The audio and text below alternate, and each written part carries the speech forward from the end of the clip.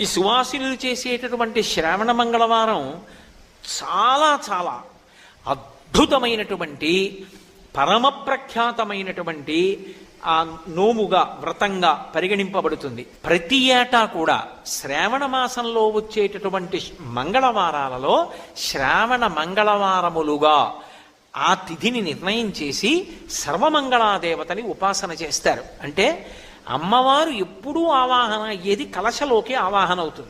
అథవా గౌరీదేవి ప్రతిమ ఇంట్లో లేని ఏ ఇల్లు ఉండదు.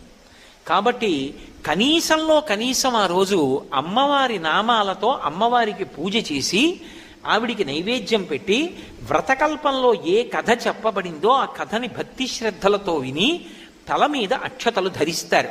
అటువంటి సర్వమంగళాదేవతని ఉపాసన చేస్తే ఏమవుతుంది అంటే ఆడది తన భర్త యొక్క జీవితాన్ని కాపాడుకుంటుంది.